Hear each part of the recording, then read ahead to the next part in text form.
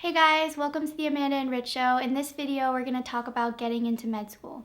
Alright, so the key to getting into medical school is at least being a 95th percentile on your MCAT, getting all A's in all your classes except for that A- you retook to get an A, and being president in all the clubs at your campus at least once, and being at least one Power Ranger, it doesn't matter which color.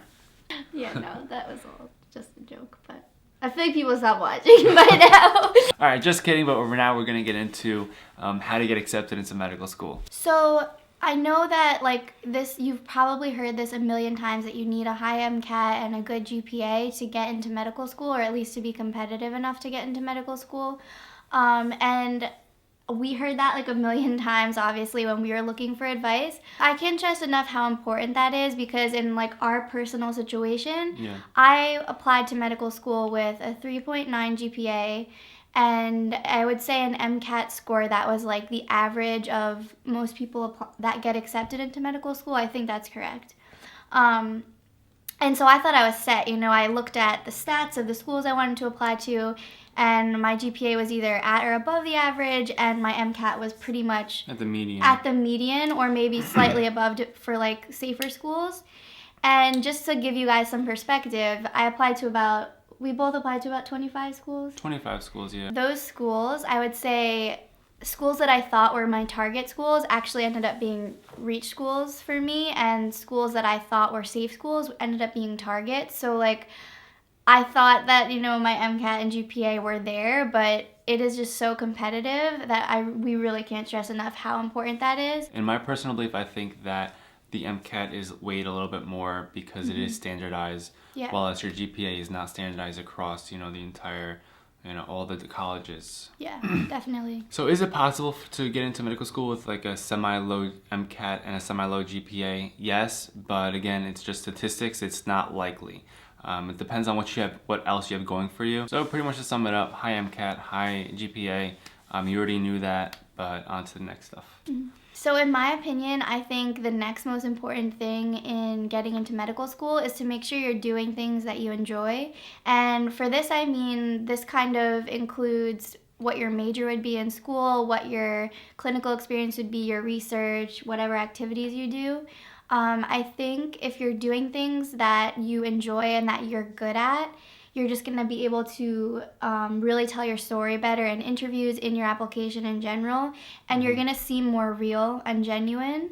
I think a big mistake people make is like thinking they have to do a certain type of research or thinking that this is what they have to do to get into medical school. And I think when you do that, you're not really passionate about what you're doing. Yeah, and that's something that, the admissions committees, I believe, look for, something, how much passion the student has or applicant has towards what they did, rather than if they just like shadowed a physician because they just had to shadow. Right. They thought they had to shadow someone. And think about it, it makes logical sense. Like most schools look for like a well-rounded class. They're not going to want every single applicant doing the same sort of activities. They want the best candidates they can get in all different areas. So you're most likely to be that best candidate if you're doing something you love, and it'll show through. So an example of this would be maybe if you're a musician and you don't know how you can relate that to medicine. Maybe you could, introduce music lessons into like a nearby children's hospital that you have, and that, would definitely then, be something you can talk about in your application. That's something that's going to definitely make you unique. So look for things about you that make you unique, and try and do things in that area that are somehow related to either community service or either medicine as well. So definitely do what you're passionate about and do what you love to do, rather than, having whatever you're doing feel like a hassle to you. So something else to keep in mind while you're working through your semesters is to make strong connections with the faculty at your school, because these are the people that, you might want to ask for letters of recommendation. So don't think about, I need a letter of recommendation from this person because, he has a high status or something. Get letters of recommendation which you make strong connections. Your hand's like about to whack me in the face. He doesn't want me in the video, guys. It's not even whacking you. You're blocking me. You're like, so. Get somebody who you make a strong connection with, and that way you'll be able to build a good rapport with them and they'll, hopefully write you a very strong letter of recommendation. So this is another thing that I'm sure you guys have heard, and we definitely heard it, but even though we knew this, I still didn't apply the very first day it opened. We got pretty close, but I think the earlier the better. You really need to apply as soon as you can, the very first day. And what that means is, as soon as the application opens, it opens I think a month before you can actually hit submit. Yeah. Within that month, actually fill things out, and so that on that day, the first day, you press submit. And I really think that makes a huge difference. And I also, something I battled with was well, would it help me if I waited a month so that I can put this on my application, so I'm a month late, but I have an extra experience that I wanted to include?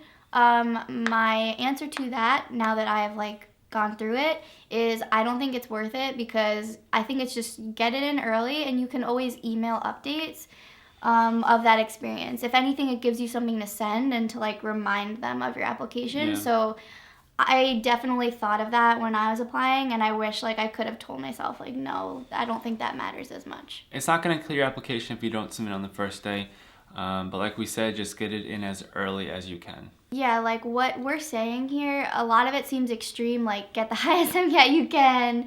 We're not trying to scare you guys, but if it's kind of these are the things that if you do these things, you're really in a great place of getting into medical school. And of course, it's possible to get in without one of these things, or with a less version of some of these things, but we're trying to paint an ideal picture for you guys, so you know what to work towards. But don't get freaked out that it's extremely hard, because that said, most of these things we were definitely not perfect in, and we both still got accepted. So some of it's just literally just chance, roll the dice. You don't know what's going to happen.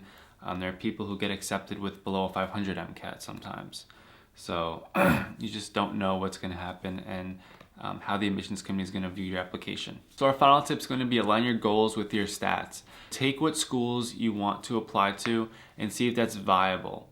So if you have, let's say a mediocre MCAT and a mediocre GPA, you shouldn't really be applying to the top tier schools, because they accept people with much higher stats and much higher GPAs. Like we said, there's always a chance. It's just, there's so many people that apply that the chance isn't as likely.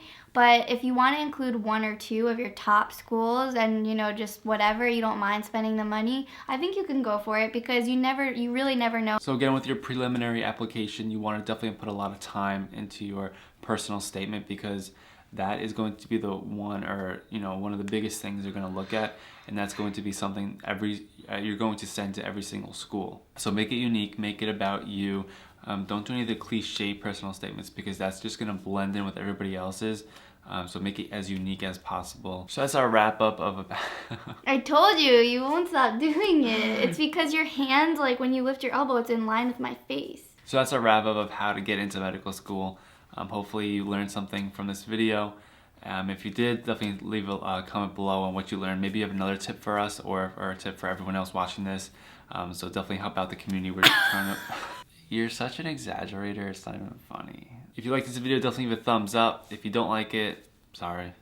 You made it this far. I don't know how you made it this far, but hey, that's good for you. We'll give you a thumbs up, how about that? So if you're ready for more of us, definitely subscribe, and we'll get those delivered to you when we publish them. So follow us along our journey, and we'll see you next time.